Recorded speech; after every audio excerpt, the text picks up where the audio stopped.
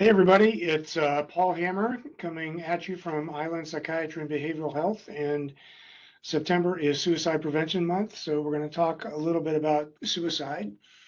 And today the title of my talk is Suicide Prevention. It's the little things that count. So let's get right to it. So we're going to talk about the problem, at least from my perspective, in traditional suicide prevention and how that's worked. We'll talk a little bit about some insights from one of the founders of, or the developers of suicidology, Edwin Schneidman. Some insights from new research, and what are some take-home messages? What are some things that we can take with us to actually use in our everyday life in terms of helping people who may need help? So I'm going to talk a little bit about the problem of traditional suicide prevention. In the past, we have tried to treat suicide much like we would, say, a heart attack. And I give this analogy in that let's say we were going to propose suicide prevention like we would do a heart attack. And let's say that what we would say is if you have crushing substernal chest pain, you should call 911 and get help. And that's kind of how we've done suicide prevention in the past. It's a lot about acute intervention in the immediate instance of somebody who is suicidal and they're in crisis and that sort of thing. But one of the things that I think is a problem is that unlike a heart attack or cardiac heart attack prevention, if we had a program like that, you'd be saying, well, that's all well and good, but what about, if we said that's it for a heart attack is call 911, you'd say that's not adequate. We'd say, what about, chronic chest pain? What about cholesterol? What about diabetes? What about prevention? What about exercise? What about obesity? What about all the other things that go into preventing a heart attack? And we don't often do that with suicide. So there's a lot that goes into mental health and good mental health, treating depression, treating anxiety, learning how to deal with crises, and understanding what to do when people are chronically suicidal. So in looking at developing or thinking about suicide prevention, I want to go back to a pioneer who was Edwin Schneidman. Now, Schneidman lived from 2018 to 2009. He was a pioneer in suicide prevention. As a young man, he got his master's degree in psychology at UCLA at the age of about 22. And World War II broke out, so he served in the Army for a time and then returned to his academic career at UCLA to study schizophrenia. And eventually he got into suicide prevention and started the American Society of Suicidology. But what started this was it was a suicide of a veteran that was in one of his study groups that sparked his career. The story, as he told it, is that this veteran committed suicide and apparently left a note. So he went down to the morgue in Los Angeles, and again, this is back in the 40s when you could probably get away with doing that. Went down to the morgue and said, "Hey, I understand there was a note left with this person who committed suicide, and we're Dr. Schneidman from UCLA, and I'd like to see the note so we can get some understanding of what happened with him." And apparently, the guy at the morgue had a box, like a big cardboard banker's box, filled with suicide notes, and said, "Here you go," and handed him all of these suicide notes. And what he did then was a really brilliant thing was he closed up the box. He didn't look at it. He took it to a secretary who basically transcribed all of the notes. And the notes had, blood stains and tear stains, and they were on scraps of paper, and they were all, all different things. So what he did was he had this secretary type everything up in nice clean sheets of paper, and it was just a typewritten note. It wasn't handwritten. It was just a clean sheet of paper. And what he did was he had a control group of age and gender matched individuals write a suicide note that they would write. If you were going to commit suicide, what would you write? And this sparked a study where he looked at, what are the clues? What differentiates somebody who's suicidal with somebody who isn't and is just thinking about if they might be suicidal. And the interesting thing was that when he took this to various groups of different types of professionals, most people had difficulty distinguishing the suicidal person from the person that wasn't suicidal. And as he began to study this stuff, he came up with some fundamental principles of suicide. And these are core things that I have found are extremely helpful in understanding what's going on with people when they become suicidal. And fundamental principle number one is probably the most important, that a suicide occurs when there's unbearable psychological pain that's directly related to thwarted psychological needs. Now, you got to think about that for a minute. Unbearable psychological pain, extreme depression, anxiety, sadness, loss, grief, whatever, directly related to a very core but thwarted, that is, not met psychological need. And when you start to delve into that, you begin to understand that it's about the individual. It's about what's going on with that individual and their pain. When I was in the Navy, I would be often struck with very young people who are, just out of adolescence or very young adults, and they would become suicidal when they had a love or romantic rejection. So some young sailor would have his girlfriend break up with him, and he would be distraught and say, he was suicidal, and we'd end up having to see him and do some crisis intervention. What was interesting is the older chief who was bringing this guy in would be kind of frustrated with him, saying, "What's up with this? What's this guy all frustrated? What's the big deal? A lot of fish in the sea. So your girlfriend broke up with you. Go get another one." What he didn't understand was it was the young sailor's psychological pain with his psychological need, not the chief's. So it's difficult to put yourself in the place sometimes of the person that's suicidal and understand what is going on from their perspective. Fundamental principle number two, an inability to tolerate intense psychological pain. In the example of the young sailor who's distraught, a lot of times people who have difficulty with relationships or have some issues from childhood or whatever, they may be less able to tolerate this kind of psychological pain than other people. But it can be any number of examples that we could use. But the difficulty is trouble tolerating that level of intense psychological pain. Number three, there's a marked constriction of the mind or an unrealistic narrowing of life's actions. You find this a lot with somebody when you're talking with somebody doing some crisis counseling and they're saying, what about this? Nope, can't do that. What about that? Nope, can't do that. You see, they get blinders on. They get down to either the situation is resolved or or I have to commit suicide. They end up really bringing things down to really unrealistic narrowing, that there's many options when they're incredibly unrealistic in terms of what they're doing. So it's that constriction, that not seeing the bigger picture or the big perception. There's a sense of isolation and a feeling of desertion, a feeling of loss of significant others. People often feel alone or deserted or lost. And this can occur even in a context when they really aren't. There's people all around them. There's lots of people willing to help. All they have to do is reach out a little bit. There is really no realistic isolation. It's a sense internally of feeling cut off and isolated. And that'll be important later on when we discuss what kinds of things we need to do for intervention.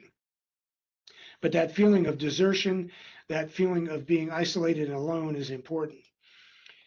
Fundamental principle number five, that there's an overwhelmingly desperate feeling of hopelessness.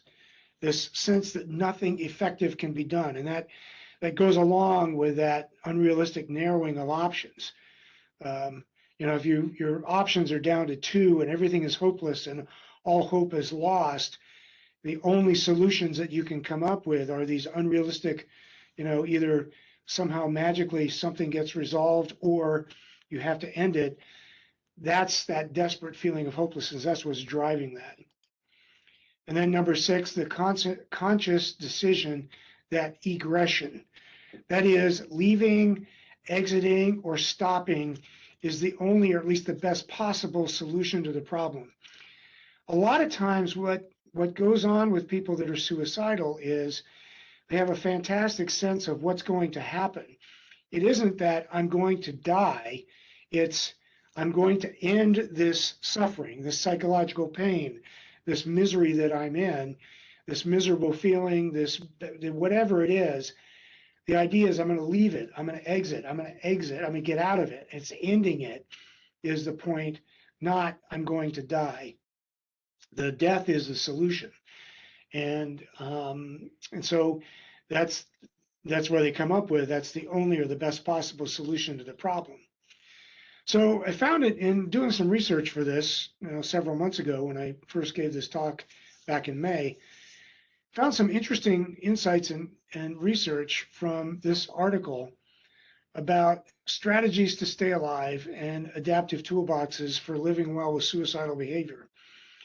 So in understanding this, you have to realize that suicide prevention basically aims to prevent a death by suicide.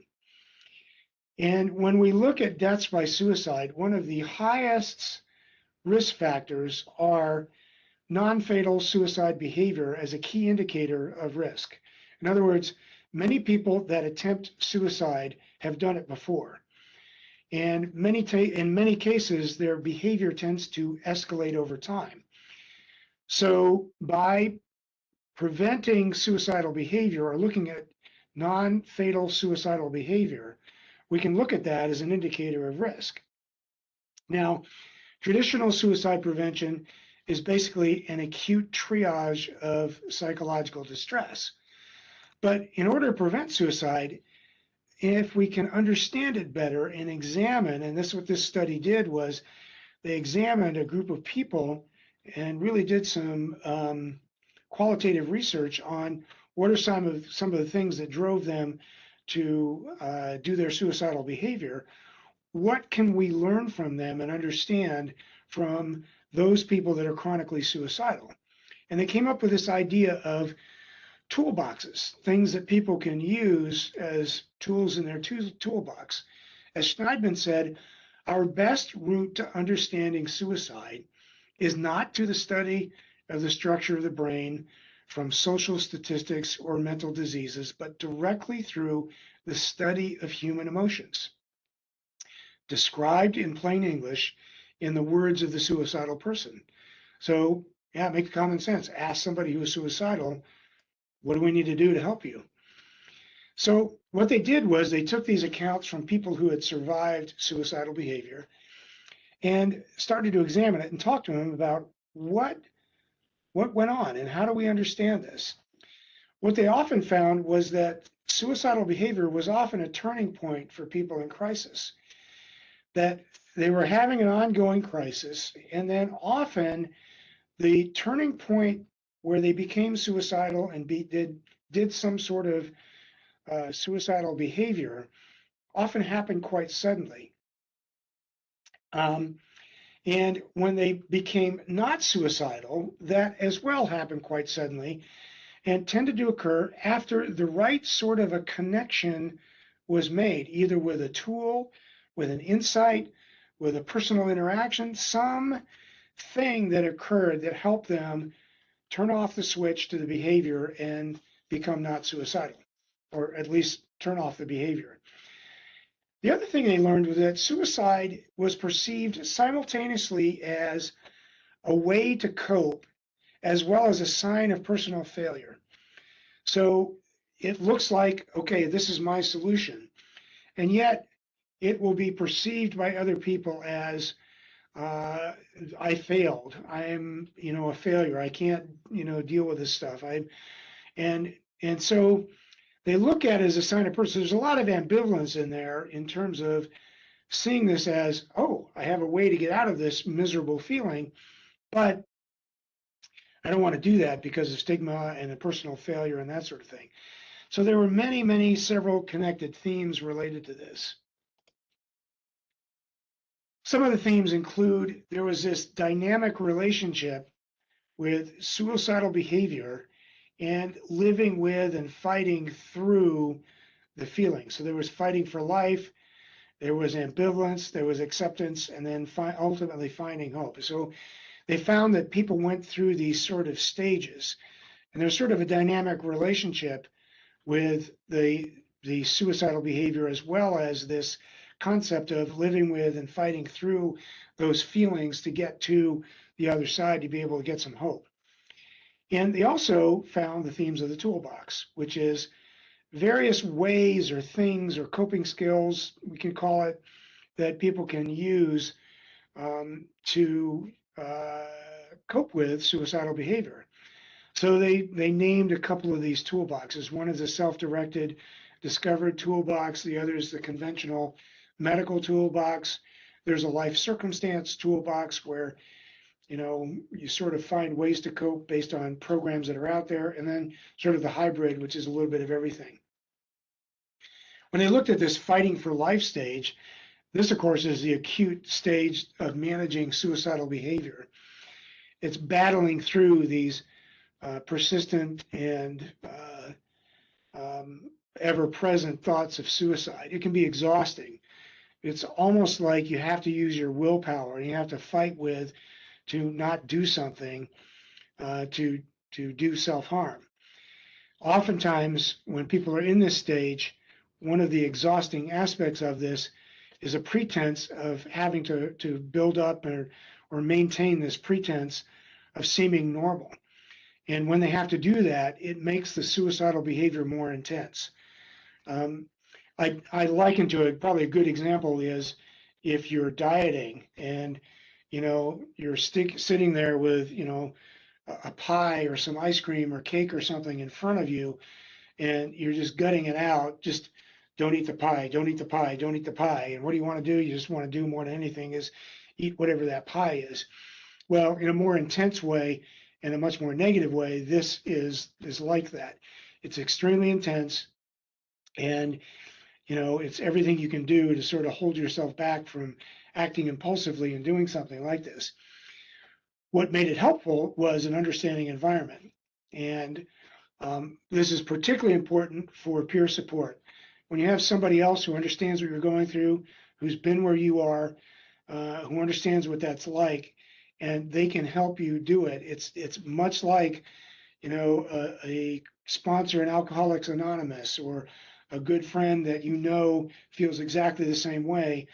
If you have somebody going through it with you, it makes it much more manageable. So the key lesson to learn from this is providing appropriate support is enormously helpful. The other thing is restricted access to the means of committing suicide is also very helpful. So things like making sure guns are locked up or even removed from the environment or taken away, far away somewhere. Making sure pills are locked up or not easily accessible. Those are the kinds of things. Obviously, you can't, put every knife in the world away, but it's important to at least not have, things right there present and available quickly so that if the suicidal person loses control of that impulse, it's more difficult and takes more time and gives them more of an opportunity to be able to pull back from that decision rather than being able to do something impulsive. So that's an important thing. Ambivalence. This is another stage where the individual feels neither acutely suicidal, but they're not all that invested in staying alive. During this stage, they may not be in acute crisis, but if they're depressed or chronically anxious or having other symptoms of serious mental illness, the thoughts of dying are much less tiring. Sometimes they can even be sort of a coping skill, this sort of pleasant or helpful thought that, well, if things get really worse, I can always kill myself. It's sort of counterintuitive, but it's less exhausting and all consuming. But they're not invested either totally in staying alive, but they're not all that invested in, they're not going to go out and kill themselves either. They just sort of have this thought floating around. And then the phase of acceptance, accepting that, hey, there's this illness, there's these feelings, I may have to live with this, I may have to live with some form of suicidal behavior, and the importance of spirituality in this. I use sort of Alcoholics Anonymous or 12-step programs in a similar sort of a way, that kind of giving it over to God or a higher power or something to say that I can live with this, I can deal with this, it can be okay. And, not having to feel that you have to be in control, but finding some way of acceptance that you got a problem, you got to live with it, and learning how to deal with it. And then ultimately finding and holding on to hope. Moving on beyond this sort of acute fighting for life or feeling ambivalence or finding some level of acceptance, but really moving to some sort of resolution and feeling like you have something meaningful to live for. The necessity of consciously examining one's life. And again, spirituality comes in this particular area big time. Often people that go through repeated stages of suicidal behavior and multiple suicide attempts can eventually come to this realization, if they're able to find some path to peace and some path to, being able to hold on to hope. So as I go through these stages, what kind of tools do we have? So what the researchers discovered was that, well, there's a self-discovered toolbox. These are things that people have either suggested to them or that they found that work for them. They are used in a self-managing sort of a way. There are things that generally enhance one's life, globally. It doesn't matter whether you're, suffering from a mental health illness or a mental health crisis or not. Doing these things, as you can see on the right-hand side, are good. And sometimes counterintuitively, even thoughts of suicide themselves can kind of become a comforting thought. They are grounding. They help people achieve a sense of calm. So these are things like exercise, good nutrition, and by nutrition also taking care of yourself and feeding yourself right, being mindful as you eat, meditation, prayer, spirituality, all of those spiritual kinds of things, social connection, finding and connecting other people, combating that tendency towards isolation and narrowing choices. Having good social connection really helps, being able to reach out to somebody, to talk to somebody. That's why suicide hotlines are helpful. Music, art, storytelling. Pets and children can also be good coping skills. Reminding yourself of, if you commit suicide, somebody's going to have to take care of your dog. What's going to happen to them? And the same thing with children. But also knowing, wait a minute, this has an effect on these people and even pets that I leave behind. Having something to love and care for, something to look at, and take care of, even beyond yourself, is important. And these aren't, you have to do, pick one from column A and two from column B. You just pick whatever seems to work. And what people find is that they gravitate or find some things that seem to be helpful for them. The medical toolbox, of course, is medications. This is particularly helpful for acute and very serious symptoms of mental illness. What's interesting is psychiatric care, and often what we mean by this is inpatient psychiatric care, often is not found to be that helpful. You basically lock somebody up and they can't take an overdose, they can't jump out of a building, they can't use a gun, or all your weapons are taken away and everything. So what are you going to do? But they often don't find that the milieu of being on a psychiatric inpatient unit is helpful. In many cases, um, you're with other people that are in crisis. So what's more helpful is being able to find that connection. And so therapy is often more helpful. Helplines are very helpful, but peer support groups are particularly helpful. And getting that connection, the key benefit is finding empathy and understanding without judgment. And the problem with being on an inpatient unit is it feels judgy. You're not safe, so we got to lock you up at a locked unit. And when it's a final resort and when somebody is unable to maintain, obviously we have to do that. But if we can do other things to find empathy and find connection and find understanding that's non-judgmental, then I think that's a helpful thing that we can do. Then, of course, we have the life circumstances. This is sort of similar to self-directed. These are things where people find tools or resources that are a natural part of their life. These can be big picture sorts of things. It could be programs like suicide prevention programs. It could be outreach programs. It could be programs designed for specific marginalized groups. It could be changes in the law. It could be a lot of different things. One person described putting fences underneath bridges so that people can't jump off the bridge, saying that, gee, that sounded like at least society cares, and they felt better about that. So policy changes, media projects where they're anti-stigma and pro-suicide prevention. All of those are helpful things that sort of enhance the bigger picture and enable people to tap into something bigger than themselves, something beyond themselves, so that they're not sort of turned inward with what's going on with their own crisis and suicidal thoughts. So any kind of circumstance that helps people to sort of look beyond themselves and motivate them to get through a tough period can be helpful. And then there's, of course, the hybrid toolbox, which is one of everything or try a little bit of anything. There is no one magic solution to suicidal ideation and suicidal behavior. As Sneidman said, it's not going to come from statistics where we look and say, well, we have this age group and this particular demographic and this particular social thing or this, every individual makes that choice individually.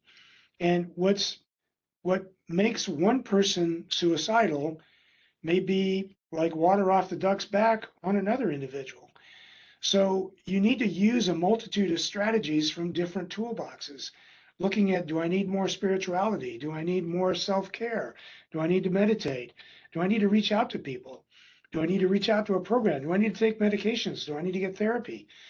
And helping your peers or the people who you love in that environment is important.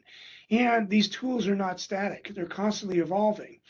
Whereas at one point, dealing with a therapist might have been a good thing. Now it's like, you know what? I need to be more spiritual or take care of myself. Some tools become obsolete, other tools move in. So it's important to constantly look at what are the tools in my toolbox.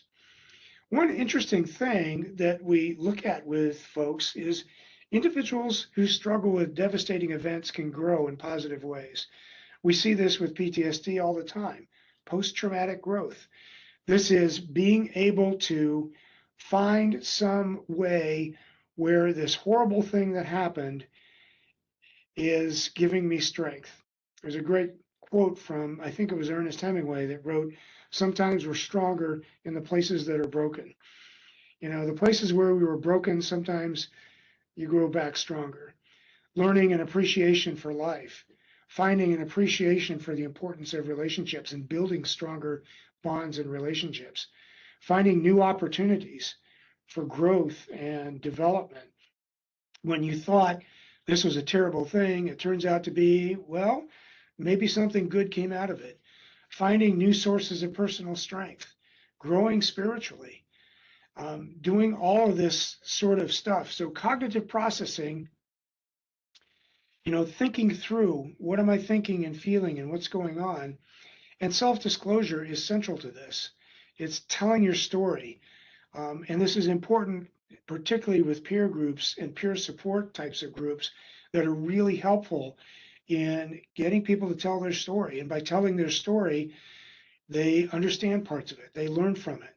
And then telling your story also helps other people. And by knowing that you help other people, you sort of grow out of that. And there's a lot of good stuff that can happen from that. So there's a lot to post-traumatic growth.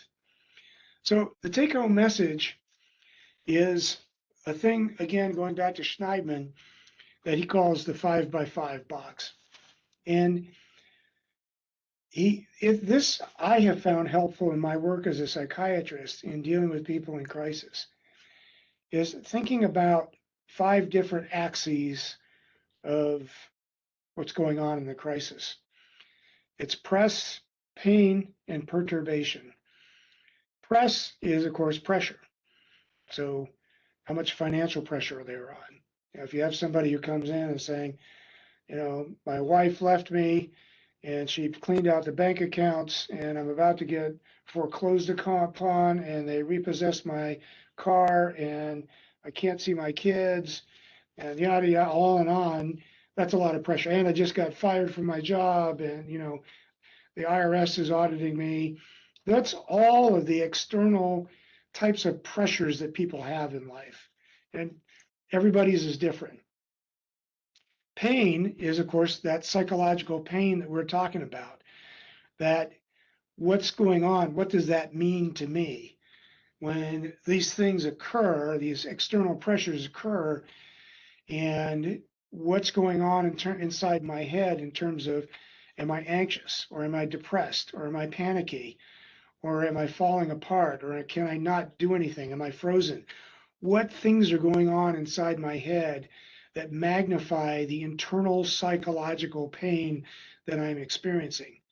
And then perturbation is, how is that expressed in symptoms? Am I frozen? Am I unable to do things? Am I being impulsive? Am I drinking too much? Am I using drugs?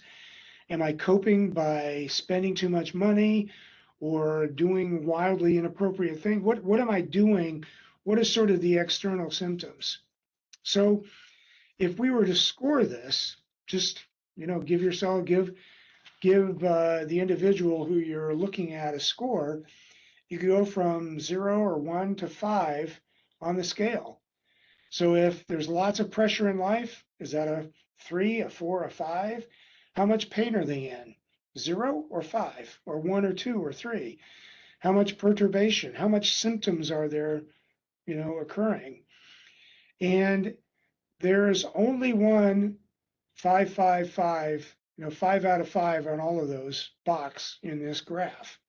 There's only one zone there where, pain, press, and perturbation are all 5, 5, and 5.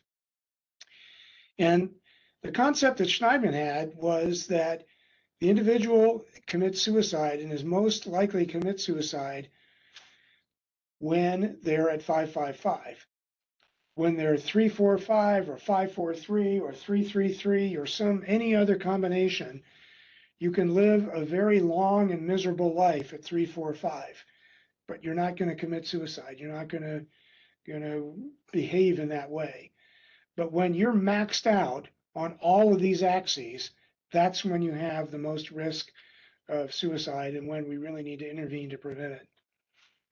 So the take-home message for this is, in dealing with anybody who's suicidal, or if you yourself are dealing with this now, ask with compassion, listen with empathy, listen without judgment, and just listen.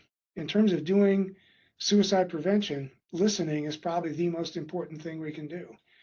Finding that interpersonal connection, not being alone or not allowing the individual to be alone or feel isolated. And then find some way to ease the pain, ease the pressure, ease the perturbation. This could be medications. This could be, relieving the pressure of, taking care of something either financially, relationship-wise, or anywhere else. Finding some way to help the person get out of that 555 box. And that's why I say it's the little things that count in life. Being able to talk to somebody or be kind, or, you know, um, you never know what other people are going through. So taking that time to listen or be compassionate or be a little generous or let somebody, have their irritable moment is an important thing. It's those little things that count. So I think being kind and compassionate and allowing people to get through crises and ramping and dialing down that, I think, is important.